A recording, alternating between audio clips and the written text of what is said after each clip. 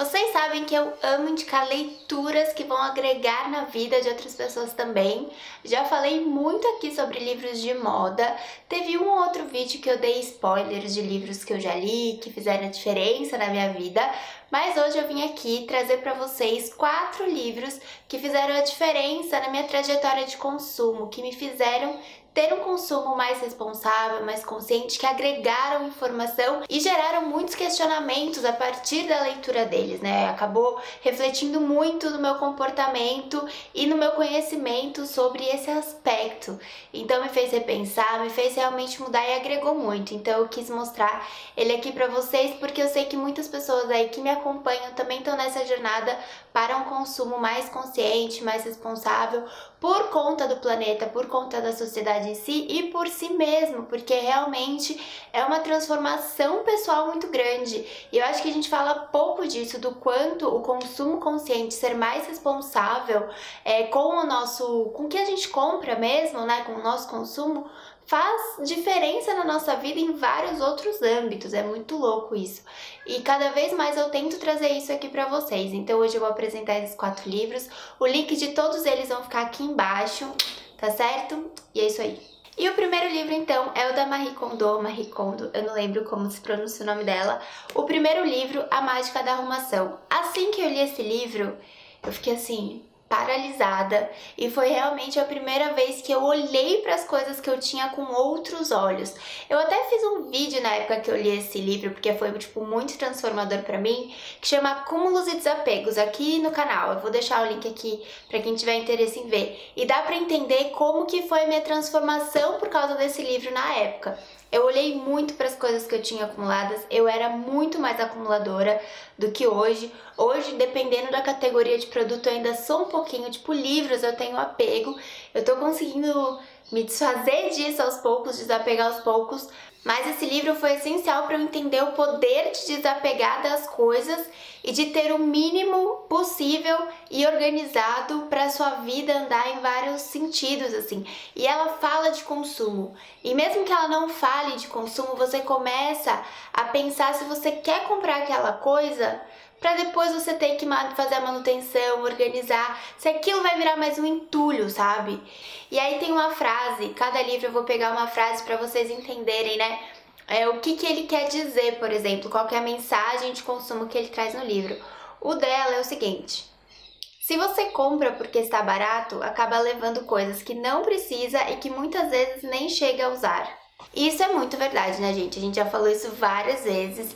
E aí organizar as suas coisas, né, pegar, ver tudo que você tem, faz você pensar também tanto de dinheiro, de energia que você já desperdiçou com aqueles itens que você, por exemplo, nem usou, ou que acabou ficando cheio de poeira ou guardado numa gaveta X e você nem lembra que existe. Então, esse livro eu fiquei até com vontade de reler, agora que eu tô falando dele pra vocês. Eu dei uma olhadinha por cima, ele é muito legal e ele é curtinho. Ele tem tipo 150 e poucas páginas, é uma leitura gostosa, fácil, e você vai fazer uma mega limpeza depois que ler esse livro. Eu lembro que eu fiz tipo uma limpeza que saiu muita coisa do meu quarto na época, porque assim, era quase como se fosse uma limpeza de alma mesmo, uma nova etapa.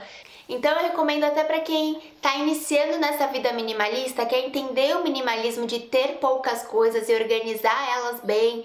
Isso aqui é muito importante, foi muito importante para mim, por isso que eu tô passando pra frente. Então, essa é a minha primeira indicação. E o próximo é esse livro, Sobre a Arte de Viver, do Roman Krznazar.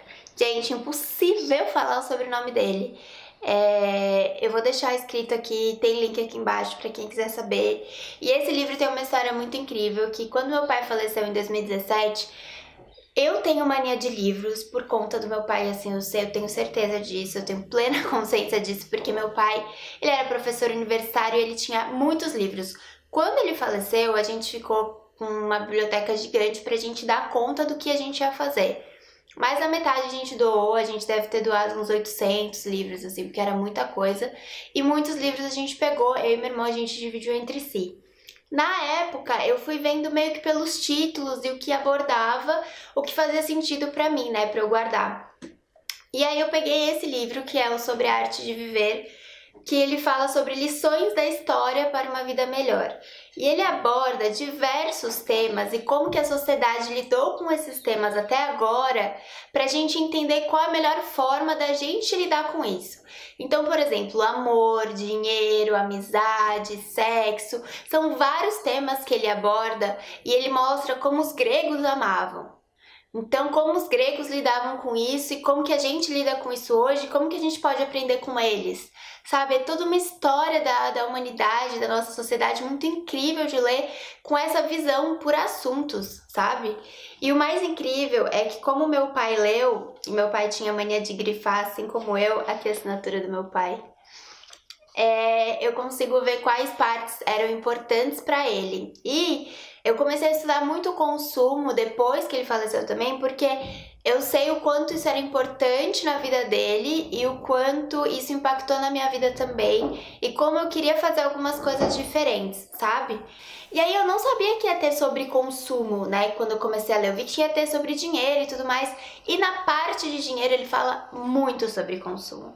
Ele mostra como que a gente começou a consumir do jeito que a gente consome hoje, com essa veia mega consumista que a gente tem. Ele fala dos anseios que a gente tem ao consumir. E aí foi quando eu comecei a prestar muita atenção no que eu fazia, quais eram os meus anseios na hora de consumir. E quando a gente começa a estudar a sociedade, o comportamento da massa, a gente começa a olhar para o nosso comportamento também e como que a gente se encaixa nisso, né? Então, assim, foi muito doido e foi um livro que me fez abrir a cabeça para todos esses temas. Tanto que, vira e mexe, a gente tá conversando com as amigas, né? Sobre, sei lá, amor. Eu cito esse livro e falo, gente, vocês têm que ler o livro, porque nananã. Então, é um livro que eu recomendo para tudo, mas para consumo, assim, abriu muito, muito minha cabeça. Vira e mexe, eu até cito umas frases dele lá no Instagram e uma delas foi super repostada, assim, mas eu vou ler outra que eu separei aqui. Numa sociedade de consumo, a maneira mais óbvia de expressar quem somos é através do que compramos. Compro, logo sou. Isso faz muito sentido, né? Muito sentido. Por isso que eu acho muito incrível, sabe? Tem um pouco dessa parte até de estudar a história para entender quem a gente é hoje, entender o que a gente passou, e aí que a gente começa a entender os fatores externos também, que influenciam muito no nosso consumo. Enfim, leiam se quiserem saber mais.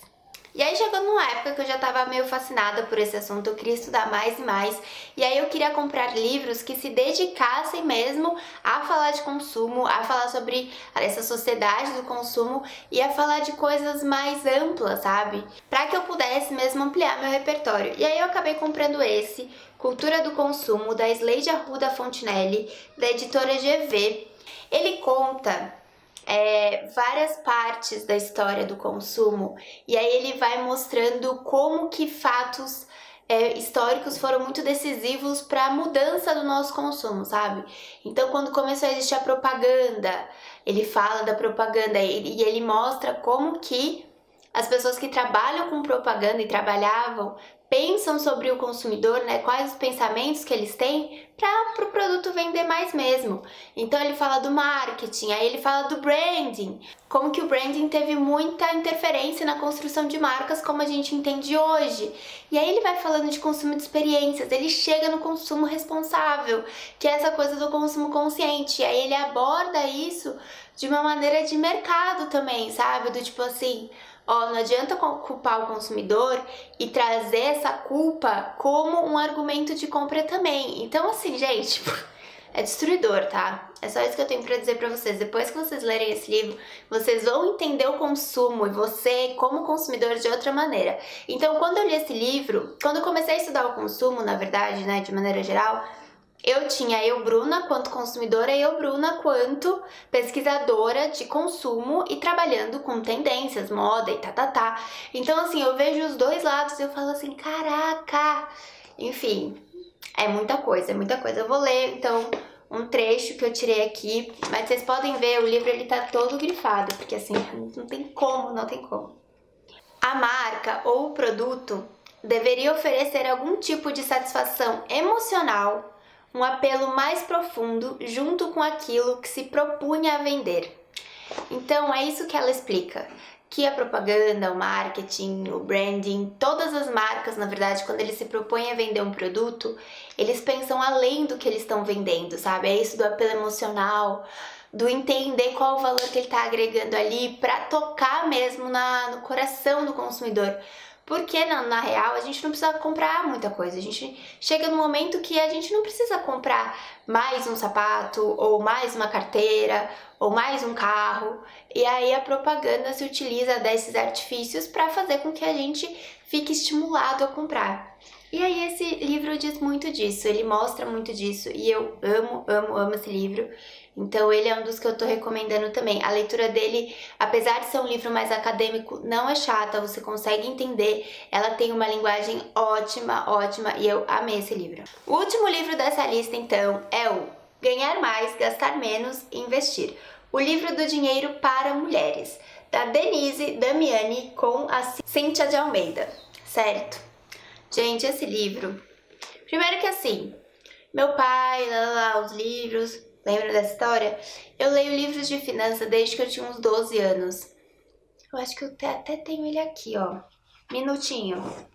Ai, voltei, peguei ali na minha estante afetiva, porque tem uma parte da estante que é somente afetiva. Esse foi o primeiro livro que eu li sobre finanças, chama Esticando a Mesada, é só por curiosidade mesmo, tá, gente? Ele foi de 2003. Em 2003 eu tinha 11 anos, então desde os 11 anos eu acabo lendo livros de finanças para ter uma educação financeira melhor. Só que eles nunca conseguiram me pegar muito bem. Porque a questão financeira tem muito do lado emocional também. E esse livro, que é dedicado para mulheres, ela consegue desvendar umas coisas, assim, por ser mulher e por trabalhar com consultoria financeira para mulheres. Ela fala de coisas que você fala, caraca, esse livro tá me entendendo muito. E aí quando eu li ele, eu fiquei assim, é isso! Então ele me fez repensar no meu consumo e na forma como eu gasto dinheiro, como eu guardo dinheiro, porque ele fala pra mim, entende? Então assim, eu fiquei muito chocada quando eu li esse livro e eu comecei a falar pra minha amiga assim, lê esse livro, pelo amor de Deus! E ela também amou, deu até pra mãe dela, porque assim, é um livro que dá vontade de você chegar na rua e sair distribuindo, sabe? Juro, gente, é uma empolgação porque ele é muito bom de fato. Eu vou ler um trecho só para vocês entenderem do que eu estou falando. Uma das coisas que fazem com que a mulher gaste mal é a busca por recompensa imediata. É o impulso seguido de recompensa instantânea. E sabemos que essa sensação é muito boa e pouco duradoura, né, gente? A gente sabe que ela é pouquíssimo duradoura. Então ela entende várias coisas, várias facetas da mulher, por que a mulher gasta mais dinheiro, né? E por impulso também. E aí ela vai falando, ela vai abordando e ela vai te fazendo refletir, repensar no seu consumo, na sua forma de gastar e de ganhar e de, enfim, guardar dinheiro. Então, é um livro de finanças que não faz só você abrir uma planilha, vou guardar 30% e tantos por cento vai para não sei aonde. Chega no apelo emocional, chega no que realmente faz a mulher gastar ou a mulher não ganhar ou ter medo de ganhar. Fala da síndrome da impostora, fala da nossa síndrome de querer achar um príncipe perfeito que vai proteger e que vai cuidar das nossas finanças também. Então assim, aborda vários temas. Por isso que quando alguém me pede, né, mulher, me pede um livro de finanças para falar sobre, só tenho esse para indicar por enquanto. Então, se você tiver algum outro que você goste muito, pode deixar aqui. Mas esse aqui, gente, se você quer entender mais das suas finanças, dar um up nelas, uma educação financeira realmente mais ampla, profunda, assim, para você se entender, o autoconhecimento é tudo, né? Esse livro super indicado. Gente, tem uma coisa que me empolga falando nessa vida, é das leituras que eu gosto. Quando eu vou indicar um livro para uma amiga, assim, eu falo, mulher, você tem que ler isso, pelo amor de Deus, vai mudar a sua vida, sabe? Tipo, eu viro quase missionária do livro, assim, discípula, sabe? É isso, porque eu vejo como que mudou várias coisas em mim e eu penso, cara, isso pode mudar muita gente. Então essa lista é realmente para incentivar vocês a essas leituras e a outras mais. Então, se também tiver algum livro que você leu e que transformou muito o seu consumo, pode deixar aqui embaixo que eu vou adorar receber essa dica. E se vocês quiserem dicas de outras leituras, podem deixar aqui também. tá certo? Espero que vocês tenham gostado. Se gostaram, então não esquece de deixar o like. Se não é inscrito aqui nesse canal, se inscreva, por favor. E é isso aí. Um beijo e até o próximo vídeo.